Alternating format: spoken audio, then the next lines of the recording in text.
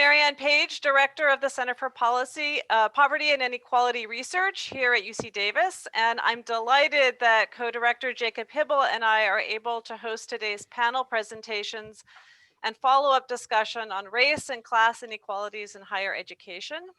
Our panel consists of 3 of our country's leading experts, as well as 3 emerging scholars who will be sharing overviews of their research on college admissions, affirmative action policies, and college persistence. We are also very delighted that our own Vice Chancellor for Diversity, Equity, and Inclusion, Renata Garrison-Tull, has joined us today to make a few opening remarks. Vice Chancellor Tull has a very distinguished career as a professor of engineering with over 50 publications and 200 presentations on various STEM topics. She is an international speaker on global diversity in STEM and has received numerous honors and awards acknowledging her contributions to inclusive engagement in engineering. Prior to coming to Davis, Professor Tull served as Associate Vice Provost for Strategic Initiatives at the University of Maryland, Baltimore County.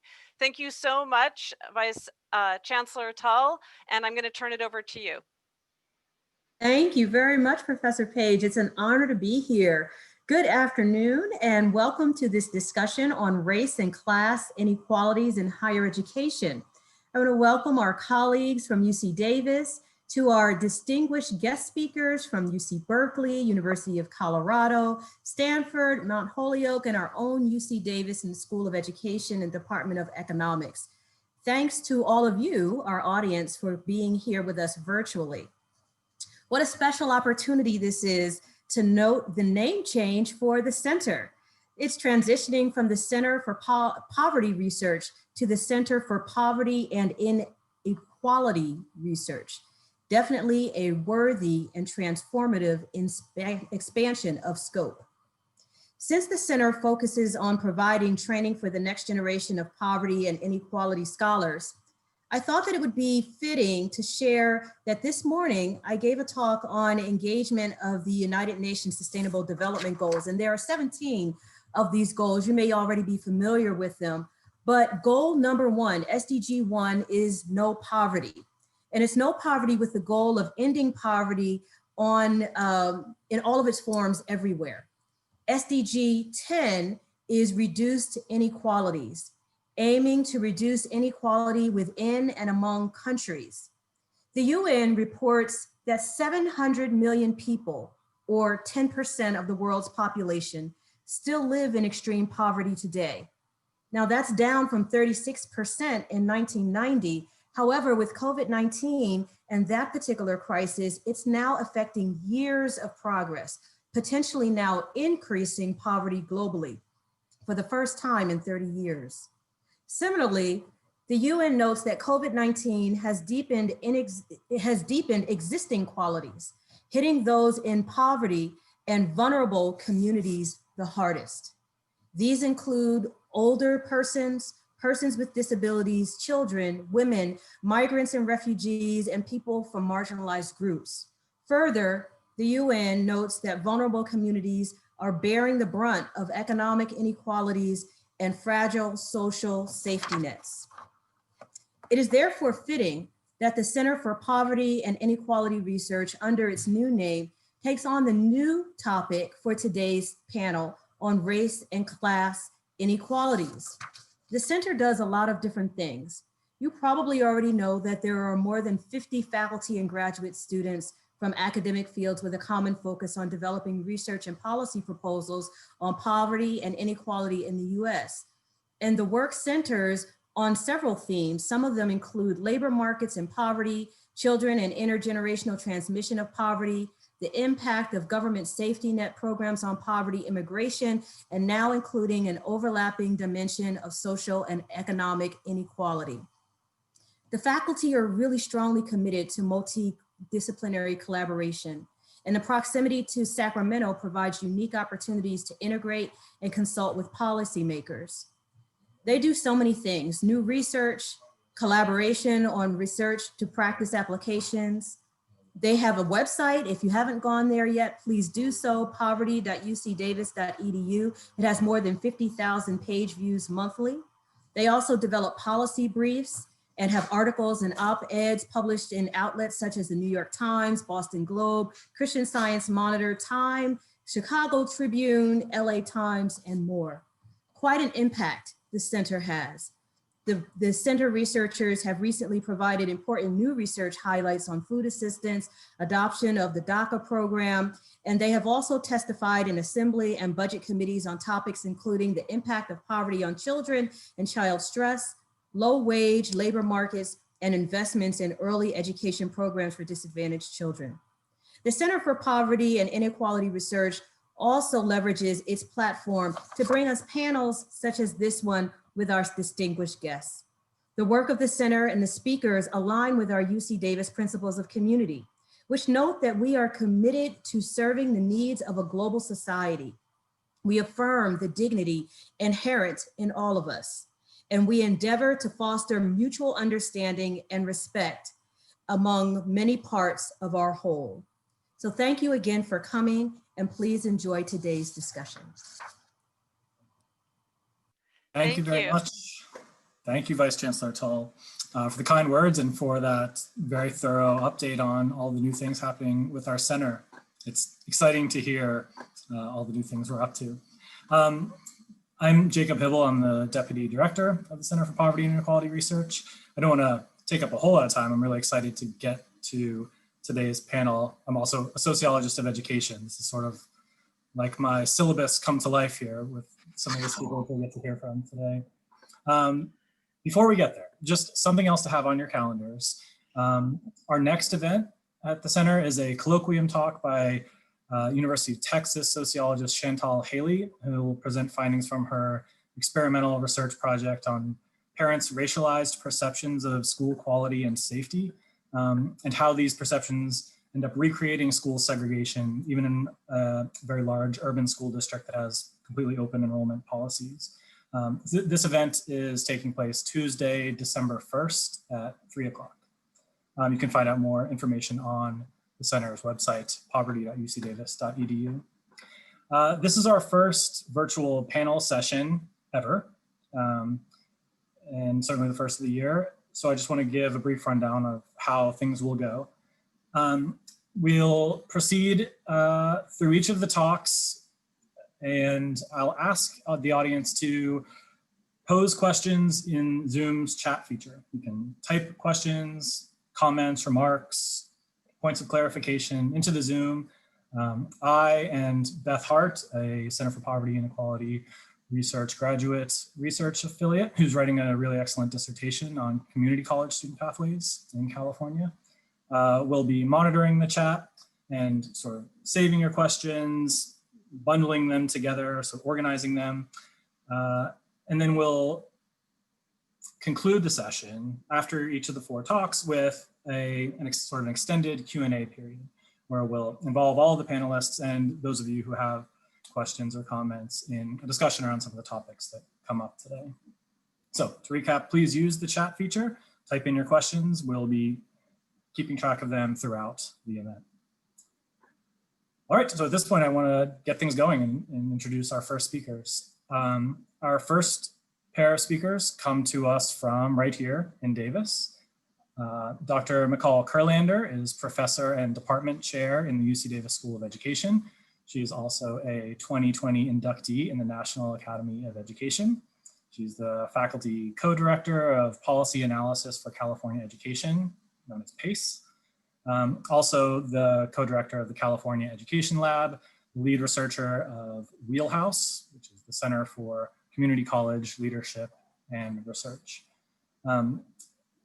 Also joining her, her co-author, Iwunze Ugo, is a PhD student in economics here at UC Davis and is a graduate research affiliate of most of those same research centers here at UC Davis. He's also been an education policy research associate at the Public Policy Institute of California. And today they'll be leading off the session with a really detailed, thorough overview of what the landscape of higher education inequality looks like in our state. So I will turn it over to the 2 of you. Thanks very much. Thank you, Jacob.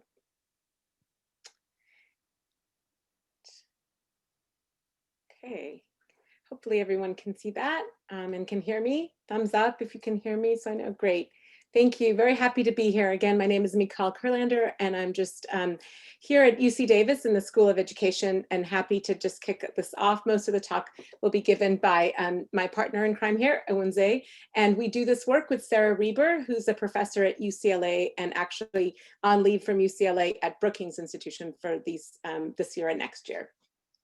So I'm going to ask Iwunze to advance my slides. We were hoping for fewer transitions for y'all. Much of our work, and Jacob mentioned the California Education Lab. The California Education Lab is really focused on trying to understand how our institutions can better support young people's transitions into college and success once they get there, which we think is not just best portrayed in lots of tables and figures you're going to see soon, but also in a picture like this, which is from the Long Beach College Promise Program, which shows a late elementary school child and the sort of roadmap to college that the Long Beach School District already has in place for him. Go ahead. Thank you, Iwunze. Advancing. Great. So just super quickly, because I also know we have students in our session here today. So in case you're wondering if college is still worth it, in 10 seconds, I will tell you absolutely. Lots and lots of research from across the disciplines have shown that absolutely college is still worth it in terms of earnings, risk of unemployment, health outcomes, stable family life, crime, civic participation, voting, less stress and more happiness. And this is rewards both reach to individuals, but also to communities and society. So at the California Education Lab, we primarily partner with state agencies. And many of you know that California is behind most states in having a longitudinal student identifier. So we actually have a hard time in this state tracking our students and their outcomes.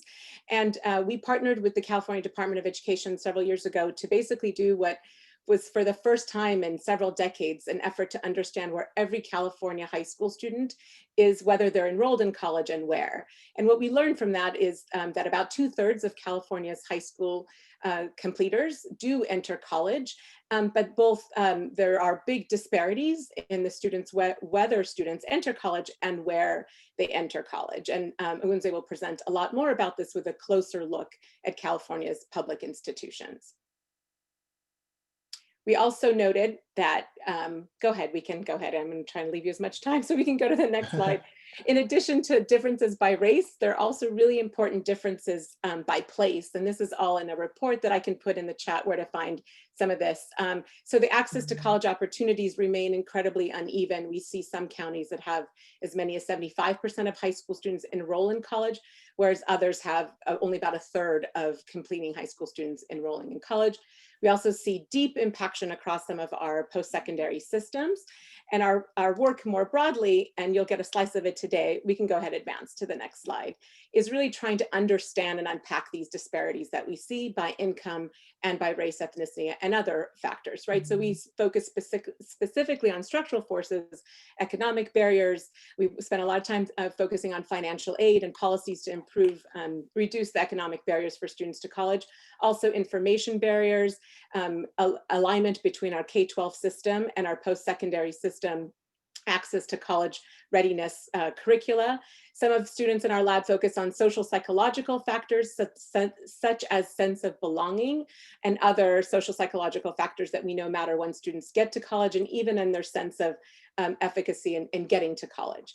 And then finally, we try to focus on supply side factors, and that is we know that many of our four-year segments are impacted, heavily impacted, both at the campus level and at the major level, and geography plays a big role. And so in Southern California, there is much more impaction in some of our four-year segments than we have in more rural parts of the state that have other access issues related to ensuring that all students who want to enroll in college have an opportunity to do so. So now I'm going to turn it over to Iwunze, who's going to take the rest of this presentation and show you what we've been working on. Thank you. All right, thank you, Michal. So I'm going to dig in today into a project that we're working on that's looking at a lot of these same outcomes. Here we're kind of focused on the pathway from high school to four-year colleges. And really the goal of this project is to understand what we're looking at here. We want to understand differences in enrollment rates at the state's four-year colleges. across different demographic groups. So we've got a particular focus on SED and non-SED students, as well as racial and ethnic groups. And just to quickly define SED, when I say SED, I'm referring to socioeconomically disadvantaged students. So these are students from low-income families or students with families with parents with lower levels of education. So looking here, we see that there are gaps in the rates of four-year enrollment among students in California. Here, looking at across socioeconomic status, we see that there's nearly a 20-year point gap in four-year enrollment by SED. And we can also see a similarly large gap between across racial and ethnic groups. Here we see that there are large gaps between Asian students and other students. And also among those other student groups as well, we're seeing significant gaps between those students. So like Michal did a great setup, we know that four-year colleges are very important, so that's why we're kind of focusing on four-year college. But rather than sort of going over that again, I'm going to spend some more time talking about the detailed data that we have that allows us to really explore these gaps in enrollment, as well as the how those gaps appear along the pathway from high school to four-year colleges. So the data we have. So we have student level administrative data on about 370,000 California public high school students from 2015-16. And we've got a lot of data on these students, a lot of individual student level data. So we have student demographics, so information about their gender, their race, socioeconomic status. And we also have, our data also includes measures of academic preparation. One being SBAC or Smarter Balance scores, which are the state's annual standardized tests, and that are given in math and English. And those tests are administered in grades 3 through 8, and then also for our purposes, importantly, in grade 11, which are the scores that we use to measure students' academic preparation. And in addition to that, we also have an indicator for whether students have completed the A to G requirements, which are a set of sort of course requirements that students need, completing a certain number of classes in English, math, sciences, and arts in order to be eligible for admission at the state's four-year university systems, the UC and the CSU. And then perhaps most importantly, we also have data on these college-going outcomes, application, admission, and enrollment at each of the state's campuses.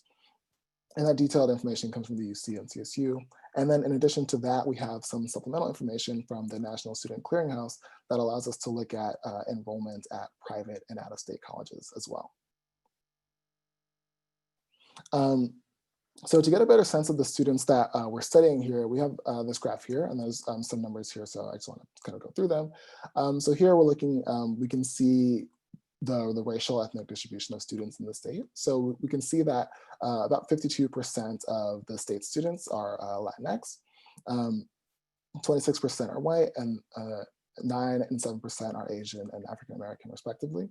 And then also looking at differences in socioeconomic status, we can see that overall about 56% of students are socioeconomically disadvantaged, but that the way that breaks down across the different racial and ethnic groups is starkly different, with relatively high rates of socioeconomic disadvantage among Latinx and African American students compared to relatively low rates among white and Asian students. Now returning our focus to those differences in enrollment, we can see those same graphs from earlier, and we again see that gap in enrollment across SED. Now, with the data that we have on these detailed college-going outcomes, we really wanted to explore or sort of where those gaps arise in the pathway as a student takes from high school to college. So thinking of that pathway, so the first step is this choice of whether or not to apply at all. And we see here that again, in the same way that we see stark differences in enrollment ultimately, we also see stark differences at this sort of first stage of the pathway, where we're seeing that students across this SED, non-SED gap are applying to college at all at very different rates. We see that about over 60% of SED students don't apply to four-year colleges, with a much lower rate of non-applications among non-SED students. Looking at sort of the next point in the pathway, students can apply, but students may not be admitted to some of the schools they're admitted to. And again, we see that students, again, sort of fall off the pathway at this stage as well. And also, although the numbers are albeit smaller, importantly, we also see a bit of a gap across the two student groups again, with SED students also not being admitted at slightly higher rates than non-SED students. And then finally, at the last point in this pathway, a student can apply to a school and maybe admitted to a school, but may ultimately choose not to enroll for whatever reason. And looking at where students fall off of the pathway, at that point, we see again some differences across the two student groups, but again, they're much smaller. And now these are, of course, are small shares at these intermediate outcomes, but with a sample of about 370,000 students, they do represent quite a large number of students. So shifting to race and ethnicity, we see that the differences in enrollment that we observed before and in the rest of the pathways, we see a similar story, with much of the gap coming from differences in application rates, but some gaps also arising between groups at the admission and enrollment stages as well. So just to summarize what we see in those graphs, we see large disparities in enrollment across socioeconomic status and also across race and ethnicity. And then we also see that gaps across these groups are prominent at the application stage. Students also do drop off the pathway at these intermediate stages at the admission and enrollment choice stage. But again, those numbers are smaller and also less different across student groups. So with this focus on those two sort of largest two outcomes where we're seeing the largest disparities, we want to ask what are the different, or what explains those differences in these college going outcomes that we're seeing, particularly across racial and ethnic groups. So here we do some regression analysis to try and get at what's driving those differences in those two main outcomes, application and ultimately four-year enrollment. So here we're looking at these estimated shares across racial and ethnic groups. And in this first model, we just have a model with no controls, so that will give you back the averages that we're seeing unconditionally. So again, we've got about 74% of Asian students apply to a four-year college, but then lower rates in the other racial and ethnic groups. So in the next model, we run the same regression model, but now we control for socioeconomic disadvantage. And here we see that, again, so our Asian students are our control group, or our sort of comparison group, so that 74% is unchanged. But when we look at the other groups, we see a significant tightening across, in the differences across those non-Asian student groups, where those gaps between white and Black and Latinx students, shrinks from 5 and 9 percentage points down to 1 and 4. And then finally, when we add in our controls for academic preparation, specifically SBAC scores and A to G completion, we see that much of the gaps in outcomes are eliminated, if not reversed. Now, of course, sorry, let me go back a bit. Of course, I think it's useful to note here that this finding that we don't see large differences in application rates when controlling for socioeconomic status and academic preparation, it does not indicate that there are no meaningful gaps, but rather that the gaps that we observe arise from these factors, or at least circumstances related to these factors. And that highlights areas for policy interventions to focus on. So now if we instead look at the same sets of results, but for enrollment, we see a similar pattern with, again, some tightening in outcomes among non-Asian students when controlling for socioeconomic disadvantage, and much smaller gaps overall when controlling for socioeconomic disadvantage along with academic preparation.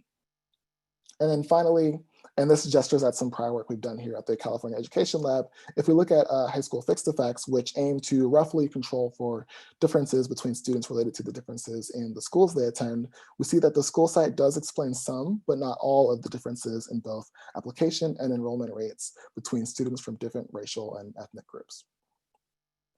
So again, just to summarize, we saw that Asian students have very high rates relative to other students on these pathway outcomes.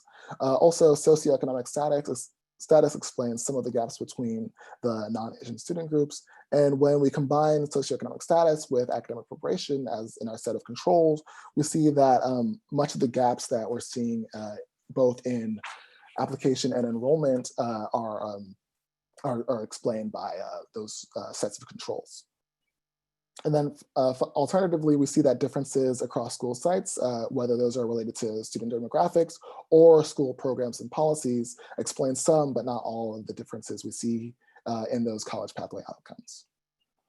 So at the end here, I would just like to add that the pathway from high school to four-year college is more complex than we've described here.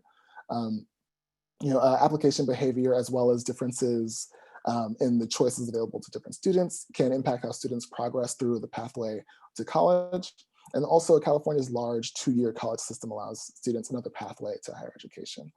And then really quickly, I'll just show, we do some work looking at the impact of two-year colleges. And we see one that among students that don't apply to college, differences in students that sort of go straight to two-year are much smaller than the differences that we see among students that choose not to apply to college and don't go to two-year at all. So in terms of sort of going to a two-year, we see that it's a very popular alternative. And there are differences in sort of non-higher education going entirely across student groups, but the two-year college option is a very popular and is a very popular alternative to the four-year college pathway. All right, thank you.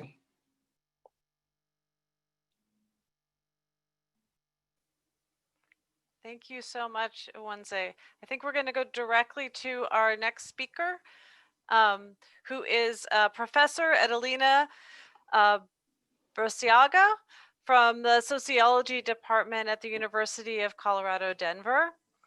Professor Burciaga's expertise spans a wide range of issues related to experiences of immigrant and undocumented youth in the United States, and she's going to be focusing today on how that juxtaposes with issues of higher education. So thank you so much, Edelina, for being here today.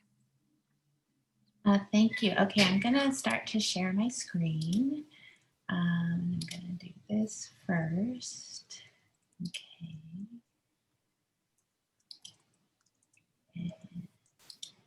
And so now can everyone see the presentation fine? Yeah, okay. I'm also going to try to stick to my time, so I will be timing myself. So thank you so much for the invitation. And today I will be talking about a synthesis of my research about the educational trajectories of Latinx undocumented young adults in 3 sites: California, Colorado, and Georgia. Hence the title of the talk, Place Matters: Undocumented Latinx Students in College. And I look at this because in the absence of comprehensive immigration reform, undocumented immigrants, including undocumented young adults, are living in shifting legal landscapes. In the absence of comprehensive immigration reform, state and local laws have proliferated, creating diverse and often divergent political climates. The educational experiences of undocumented young people are nested in a complex of laws that influence both their day-to-day lives and their futures. And the most salient complex of laws are policies and practices that are related to college going.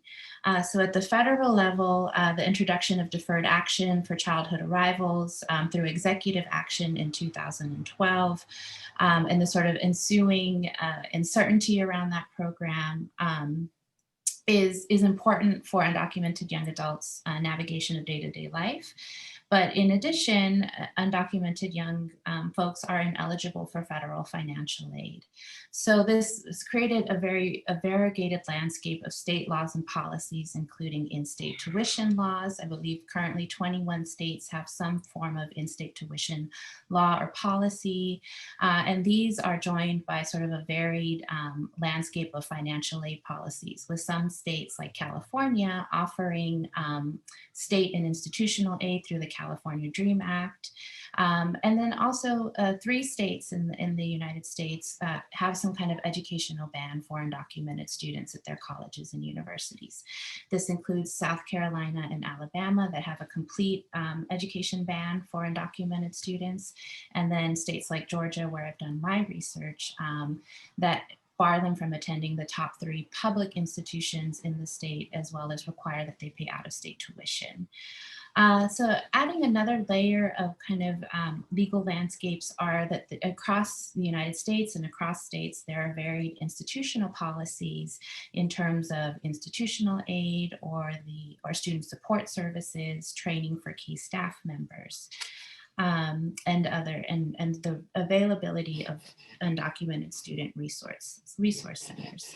So the research in this area has really acknowledged the role of place in shaping the educational trajectories of undocumented and documented young adults.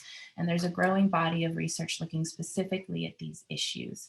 Most of this research was initially motivated by a motivation to understand the experiences of undocumented young adults beyond traditional immigrant gateways, like California, Texas, and Chicago, and extending to parts of the South and also in the Mountain West, where I am currently located in Colorado, and more rural areas of the Midwest, like Kansas. This research has looked at the differential effects of undocumented status and DACA by place. So this includes state and local context, but also by form, looking at comparing the experiences of undocumented young adults and DACA recipients by urban and rural contexts, as well as other key factors such as race and ethnicity and educational attainment. And there is a long and still growing body of research that looks specifically at the role of institutions in the form of colleges and universities in shaping the college-going experiences of undocumented students. Okay, so in my work, in the book project and in an article that I am starting to develop now, I'm thinking about this idea of sense of belonging and how it applies to undocumented students as they are navigating the trajectory to and through college. And so in the immigration literature, we think about belonging as sort of a dialogical relationship between immigrants and the receiving community. And I'm applying some of those same concepts to consider how undocumented students not only survive in college, but also thrive. So this, thinking about educational belonging allows me to highlight the presence and absence of opportunities for full participation in the education system. And it also allows me to look at these sort of three sites or different sites to think about the ways in which contextual differences through sociopolitical context and institution shape the success and outcomes of undocumented students trying to go to college and once they are in college.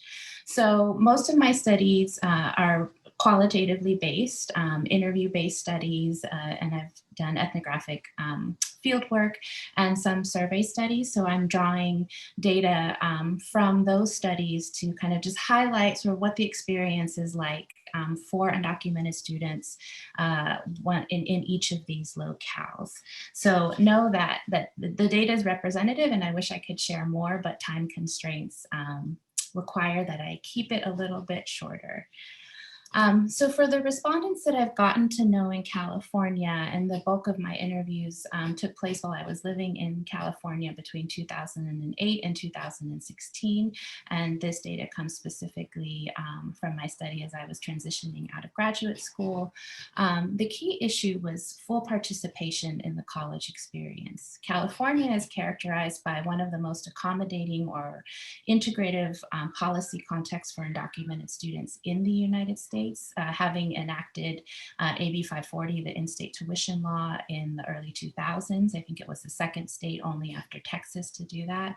And then to enact state and institutional financial aid for students, I think in 2013 through the California Dream Act.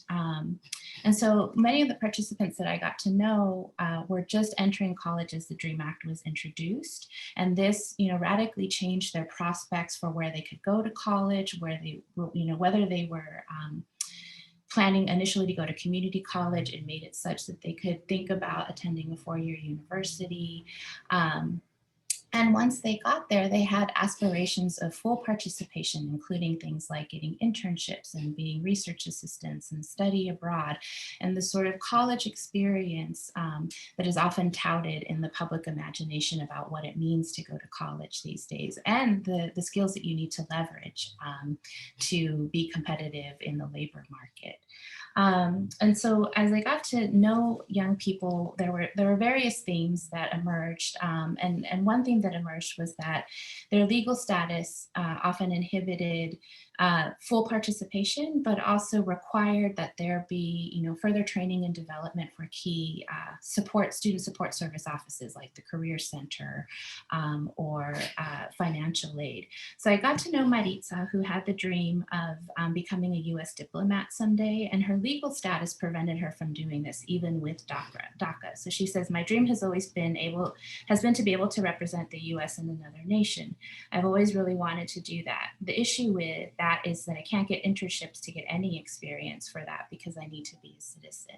So she was unable to kind of get the advice and guidance that she needed to think about other opportunities or ways that she might be able to get experience in this area of interest, career interest that she was interested in.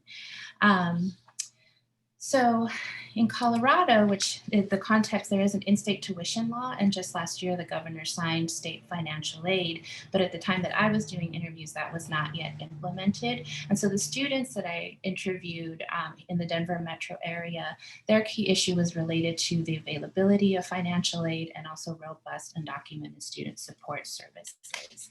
So they had aspirations for full participation, but those aspirations were blocked. They often had to stop out, take time to save, take one class per semester.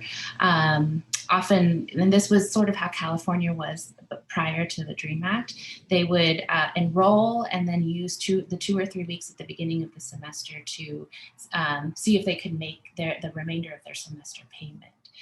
So Fernando shares that in response to, do you think your immigration status has impacted your academic experiences anyway? He says, I would say the biggest way would be financially, not receiving money from the government. I believe he meant federal or state financial aid, and not receiving financial aid from school. That's been the main challenge for my family.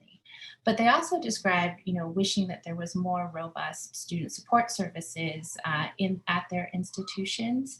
And 2 universities in the Denver metro area are very well known for having very supportive immigrant services offices, and some students from other universities would go to those offices seeking guidance and support. So this really underscores the need for having institutionalized offices that can support undocumented students.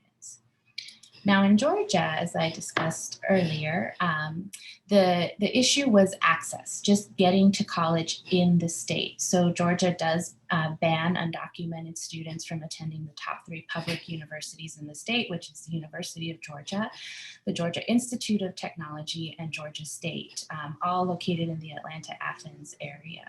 But the more restrictive policy that students described, or college, aspiring students described, is the policy that requires that they pay out-of-state tuition at any public college or university in the state, and that equal to about 3 times the amount of in-state tuition. So to go to community college, for example, it would cost an undocumented student $21,000 per year as opposed to $7,000 per year. So many of the undocumented college aspiring students I got to know in the state were not enrolled in community college because it was very expensive.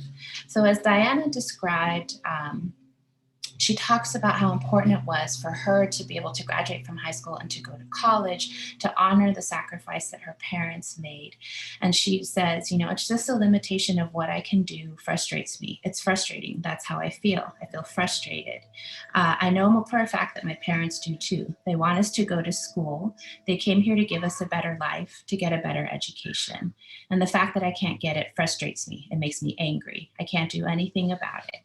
And she goes on to describe how, education is hers as a human right and something that she wants to fulfill. So like Diana, most of the undocumented youth that I got to know in Georgia were frustrated by the limitations imposed by state policies. So they couldn't even clear that initial hurdle of access. And in other work, I talk about how some students were able to get to college. But I want to sort of, highlight this idea of educational belonging as a way to think about both access and the pathway through college, and to think about what are the ways in which policies and practices can lead to more complete educational belonging as opposed to incomplete educational belonging. And what I want to suggest is that these studies taken together offer, I think, a pretty clear roadmap for various policies and practices that can be, that do not necessarily have to be tied to comprehensive immigration reform, although that should be a goal that we are working toward. But state level college access policies are key. Financial aid at the state and institutional level are also key. And then at the institutional level, making sure that key student support service offices staff are trained, and providing institutionalized spaces for undocumented students. And I just want to finally highlight that in one aspect of my work, I look at undocumented youth mobilization. And I want to just say that undocumented activists are at the forefront of educational reforms in each of the locales that I've done my research in. And many of the reforms that we've seen at the national level, including DACA and in states like California, are a direct result of mobilization by these activists. So we should continue to look to them to advance innovative policies and practices.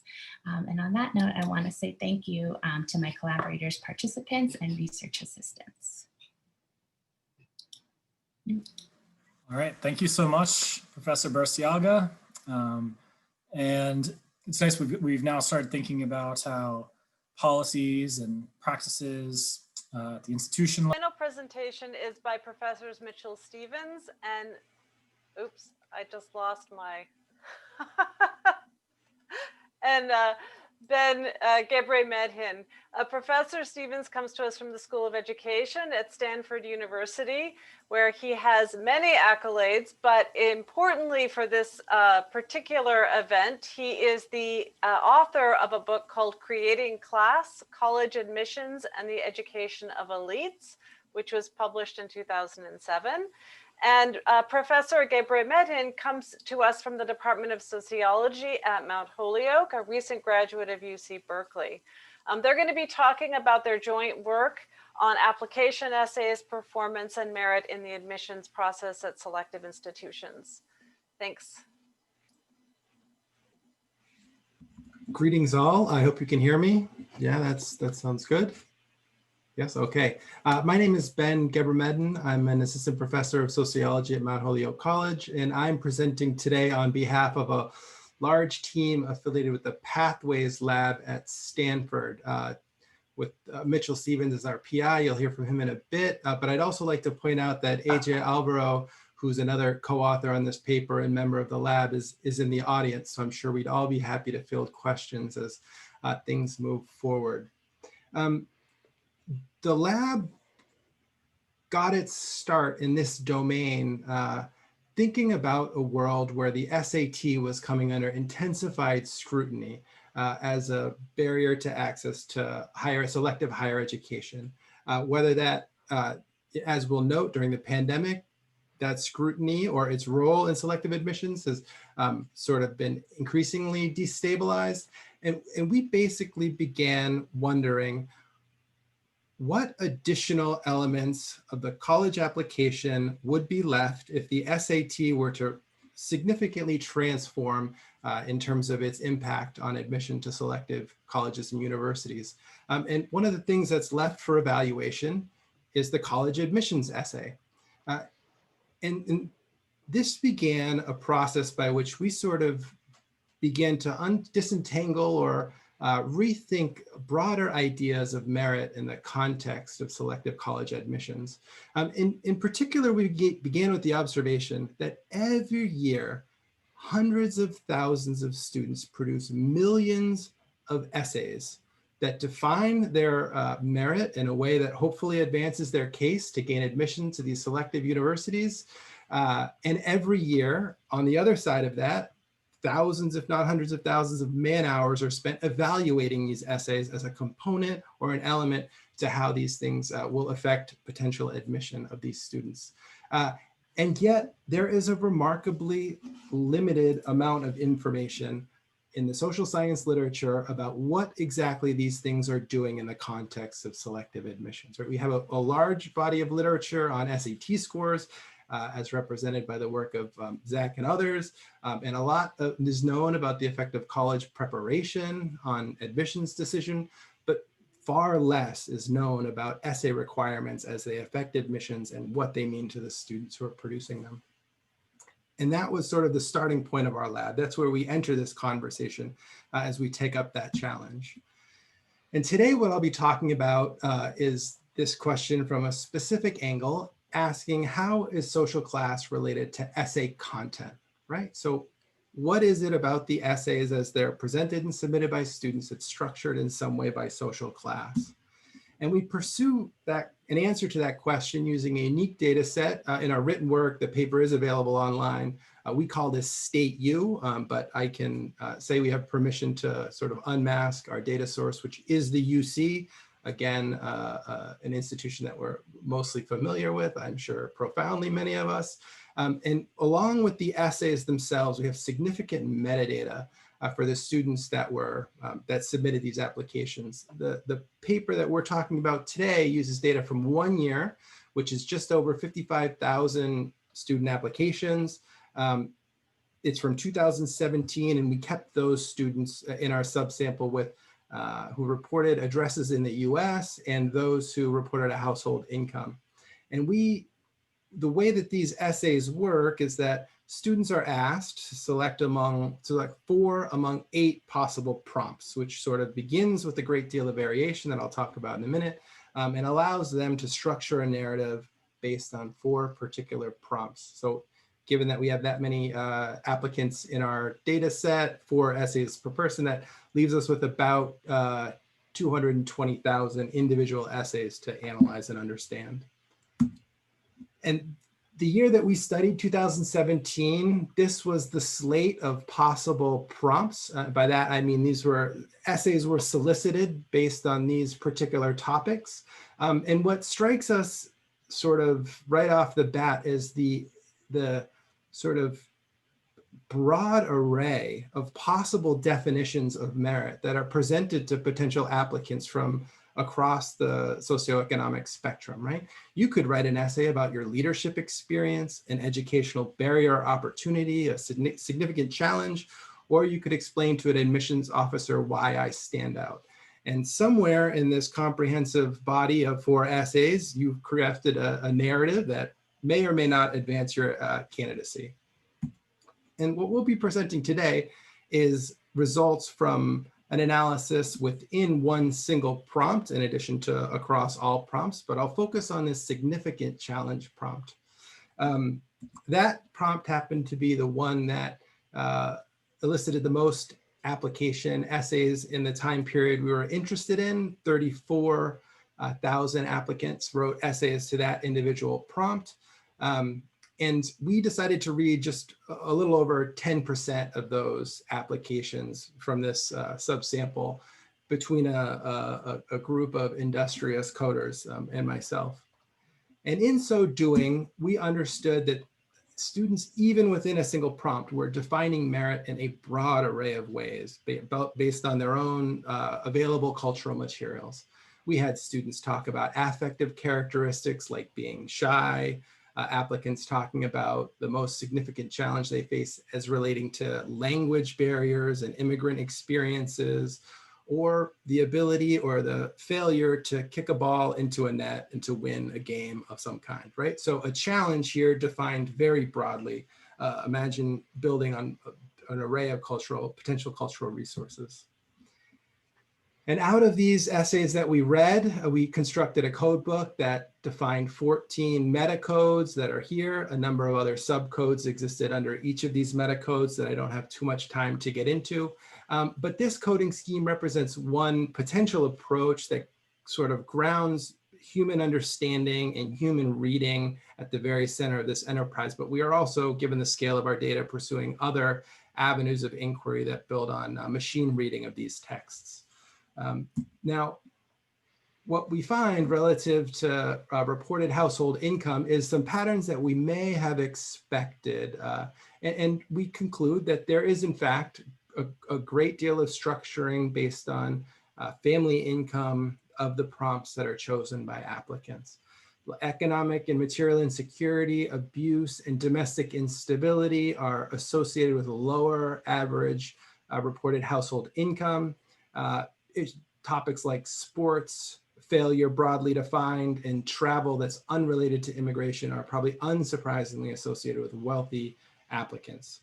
But there's what's striking about the figure to the right is that there are no topics that seem to be the exclusive domain of one or another income demographic. Students at both ends of the income distribution are writing about many, if not most, of these topics, implying sort of what I'd like to stress in the next slide, which is results from a multinomial logistic regression analysis that estimates the probability of choosing one of these primary topics based on a log reported household income scale. So what we find here is that, again, we see strong relationships among expected meta codes. Domestic instability seems to be strongly having a negative relationship with income.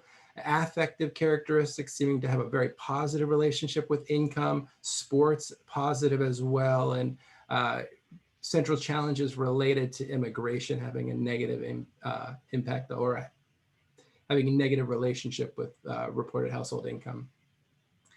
But the big takeaway that we draw from this is the fact that there's a great deal, as we see from the 5 meta topics that are not statistically significantly associated with income, that there seems to be a great deal of shared cultural material across all these applicant demographic characteristics along the income scale, and that students are drawing on fairly similar topics when they're structuring their narratives in the hope of gaining admission. So I'm only going to briefly touch on the second leg of this analysis, which was sort of trying to understand how students strategized the prompts that they chose, so variation in prompt choice. And I'll only say that we see a very similar pattern here, that while there is sort of expected variation in structure by reported household income, there's a great deal of overlap in sort of narrative material, and students across the income distribution are constructing narratives drawing on questions that are strongly associated with both ends of the income distribution. So with that, I'll turn it over to Michal for some conclusions. Great, but yeah, I'll be back at the end. Thanks. Just a few more minutes. So we wanted to lead with the empirics of this study, but also wanted to conclude with the conceptual equipment that we're bringing to it, sort of the why of why we're doing this work. I'm really glad that we came directly after Zach, because Zach's work is organized around a very crisp conception of merit, right? I mean, he talked about meritocratic versus non-meritocratic admissions. And we all understand what, I understand what Zach is trying to do with that. But in a sense, what we're trying to do is unpack the opposite. Ben, next slide, please. What we're trying to suggest is that merit is a very messy idea in American culture. In fact, we argue in the paper that the sheer fact that admissions offices go to all the trouble of asking people to write application essays, and so much work and human capital is invested in both producing and reviewing these essays, that suggests that our conceptions of merit in the United States are in fact very plastic, very broad, and perhaps even ambiguous. And so we draw on the sociology of culture and science studies to suggest that a big part of what is happening in this annual process of producing thousands, if not millions of texts is a kind of genre of cultural production, which we call the merit narrative. And every year, hundreds of thousands of young people are enlisted in performing this merit narrative. And the act of writing and submitting those essays is itself a sort of culturally productive process, that it reminds all of us on an annual basis that in fact, merit is not reducible to a test score or a class rank or a GPA. That it has lots of different characteristics and lots of things can be appropriately considered by admission officers to the University of California as falling under merit's purview. Next slide, please. And so we want to suggest, first of all, that merit is not obvious, that it's an idea, it's an especially capacious idea in American culture. We might expect a different conception of merit in, say, China or France, where spots to elite universities are allocated in a different way.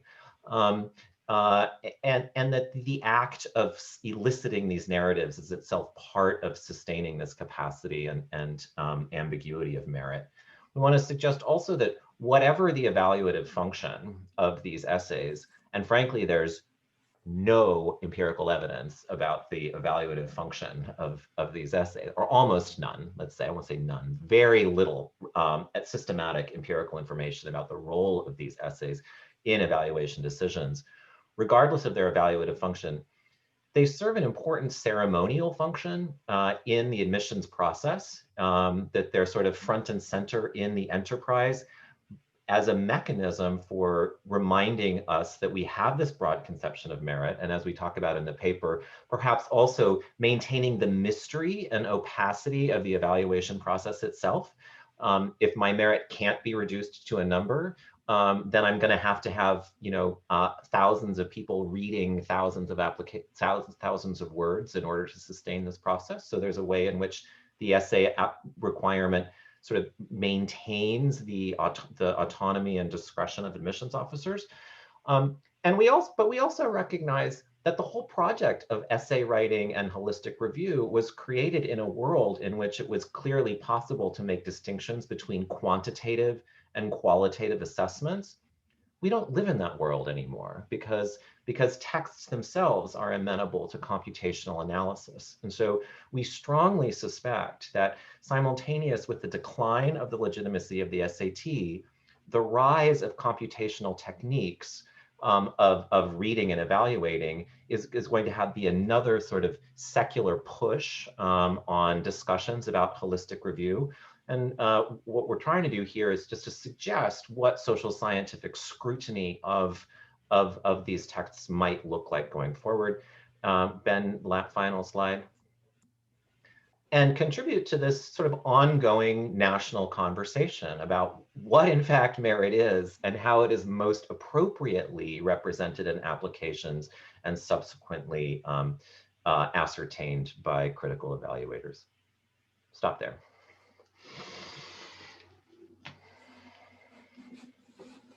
All right, thank you very much, Ben and Michal. So we'll now kick off our discussion period. There's already a lively discussion sort of taking place in the comments section. I'm going to give Beth a chance to try and wrap her head around that and come up with a way to pose it to everyone. But in the meantime, I wanted to see so I'll pose a question for each of our speakers or groups of speakers. If the UC system president, Michael Drake, came to you and said, you've done a lot of research on higher education inequality. I'm giving you a coupon you can exchange for one policy change that we make in how we treat students to reduce inequality. How would you cash that in? What would you exchange it for? Great question. Thank you. It's a great question.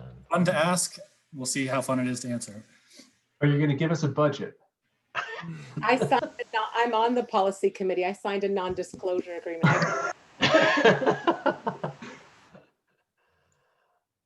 How many campuses am I allowed to build? Yeah, let's say maybe you can build as many as you want, if that's your. So is that what you think, Zach, that yeah, so opening more seats? I would say that in 1960, California made a decision that roughly 12.5% of high school graduates were best suited by enrollment at selective public research universities. And in part, they made that decision on the basis of the fact that fewer than 12.5% of high school graduates wanted to enroll at selective public research universities. Today, the University of California receives applications from almost a quarter of California high school graduates. Clearly, demand is much higher. And I hope that I've convinced you that there's good reason that a lot of those students who we're currently rejecting would substantially benefit from UC enrollment, and that it's easily a good financial move, perhaps saving capital costs of building new campuses for the state. So to me, the answer is build more UCs. I'll take my turn. I would borrow from my colleague David Grusky at Stanford's idea, something as important as it is politically impossible, which is I would mandate a tranching of meritocratic competition by income quintile, such that applicants from the top 20% of California, California earners, would only be competing for admission with other families from the top income quintile. And you would basically, rather than pretending that everyone is competing according to a sort of a uniform playing field, one would recognize in the evaluative process that families from different class backgrounds have different assets to produce the attributes that are rewarded in admissions offices.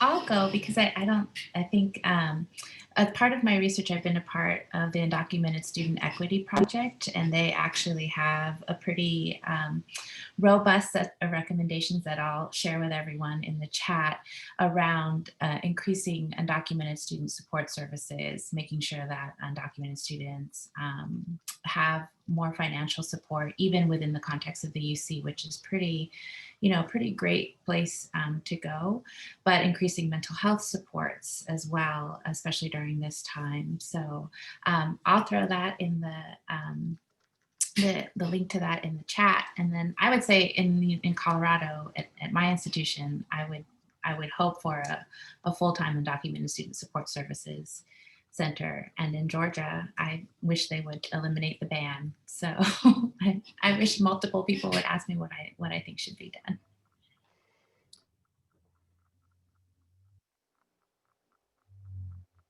All right, thank you. Michal, you're on record, right? You have your the PACE op-ed. Does that summarize your thoughts? Tell us. No, I'm also now involved in the new policy discussions about this, but I was going to actually say something that I think Zach at least has heard me say a lot, which is a bit of a cop-out, but I really feel like, and when I presented it, it's very clear that so many of the disparities happen long before people apply, right? And so obviously I think the biggest investment that you see and the state of California could do to address inequality and even post-secondary outcomes is to address the inequalities we see much earlier than the college application door.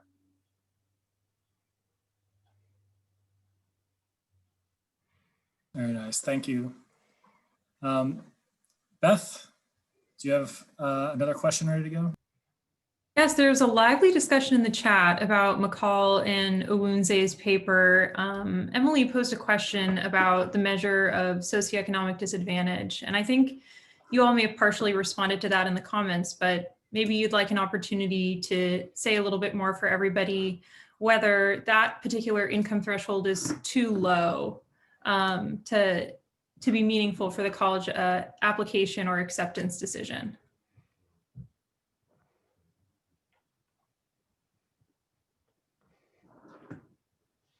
And a whole bunch of things. So I don't know how much we want to get into the weeds, but Iwunze, do you want to try? Yeah, sure. I'll take a stab at it. I think it's a fair point that yes, by looking at the sort of binary of SED, non-SED, we don't capture perhaps the full dynamic around income differences. But I think I will say that insofar as you would expect differences in these outcomes across income. Across that gap of sort of SED, non-SED, we should see those same differences, producing an effect. So yes, it's not capturing the full range of what happens across the income distribution, but across that distinction, I think we should be able to identify, and we do identify that some of the gaps that we're seeing in some of these outcomes along the college pathway are driven by differences. In our case, in SED status, but also, as you might expect, if we add the data, in differences in income, more broadly speaking. And I'll just add that one, it is just, it's a course measure. It's a little bit better than it used to be. It's not just free and reduced lunch eligibility, but also in other work that we've done. And I think my colleague Paco Martorell is on this session. We do have information about students' financial aid. And so again, assuming they apply, right, there's selections of who even applies, but assuming that we do in some other work, we are able to look at sort of a narrower set of sort of income variables to address some of these questions. Thank you so much. Jacob, should I pose the next question or do you want to jump in? Great. There was another question in the chat for Ben, Michal, and AJ's paper about whether part of the value of elite education is in its scarcity. Could you speak to that? Ben.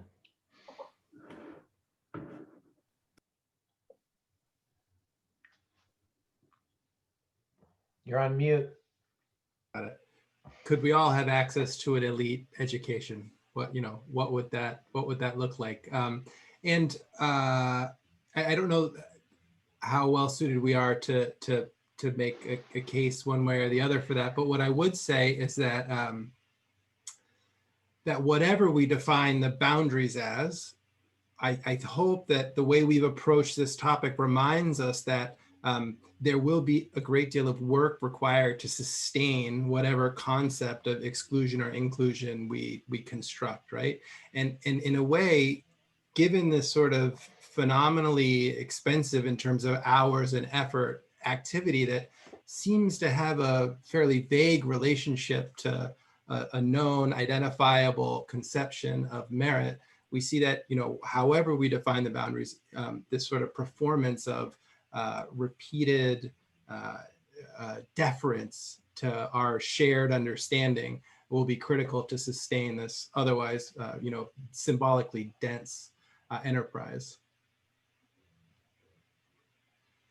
Zach, I wonder if you have thoughts about that on your research. Does the value of an elite education derive truly from a sort of human capital added sort of thing, or is it really due to the scarcity or the exclusionary character of? Yeah, I wish I had something to add. I'd say that's the most frequent comment I get from my referees when I send papers in. And what I tell my referees is that from the perspective of students that are currently being rejected from universities, it doesn't matter. Providing access to them is valuable wherever that value derives itself from. But my read of the literature is that we really don't have a good sense of why employers are willing, or rather, why those with elite degrees are paid more. And I just wanted to add, I think, that's one of the great questions of educational social science, right? The sort of scarcity versus human capital approach. What I think will make it all the more urgent going forward is an increasing recognition of how unequal California's state support is for the various levels of the system.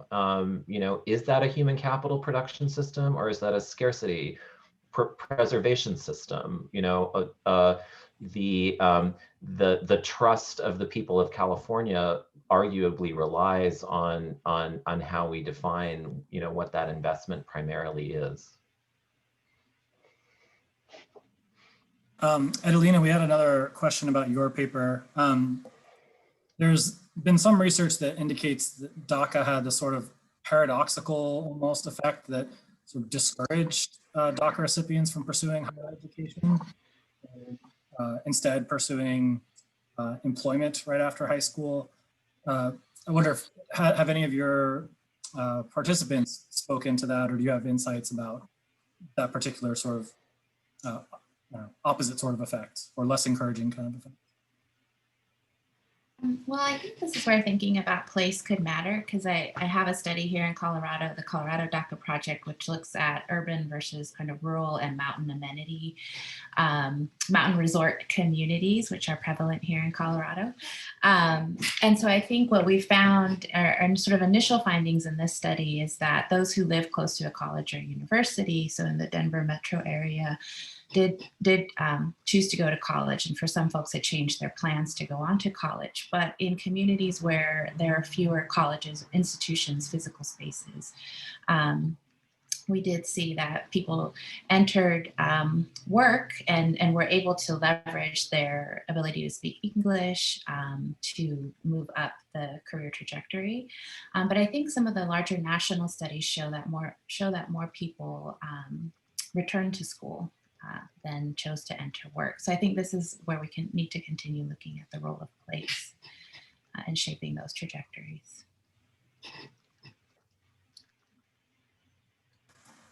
Beth, do you have a final question for the panel?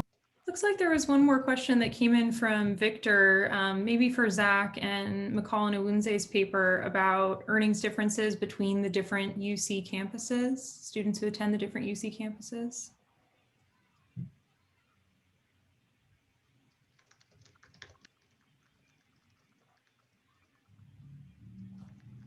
Just one thing to mention here related to our project. There's that point sort of at the end where we talk about there being sort of more to the pipeline than just what we looked at, or more to the pathway to four-year colleges. And I think this is part of it. Not every, I mean, you know, the UC and CSU campuses are composed of something like 32 different campuses, and not every one of them are the same. So, you know, when a student is considering his or her options, the differences across those campuses, I think, come into play. And, you know, differences across sort of, broadly speaking, the quality of each campus, and also differences across which students sort of have different access to, you know, their most nearby college, I think plays into some of what we might see along that pathway from high school to college. And I'm not sure I have very much to add. I'll just note that it looks like this coming year, or maybe 2 or 3 years from now, will be the first time that since the 1970s that the University of California campuses will be admitting students without the SAT. We know that the SAT is highly correlated with income. It's possible that the correlation across campuses will drop, though we won't know for some time.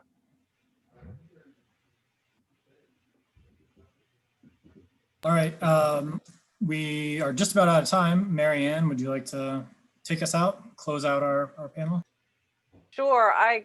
This has been such a pleasure, and I'm so appreciative of all of you for taking the time to share your research with us today. I can see from the growing chat that there are additional questions we're not going to be able to get to, but we will definitely save them and send them your way. And again, thank you so much. This was really a great way to end well, it's probably not ending the workday for many of us, but moving into the evening part of our workday. So thank you all very much. Really appreciate it.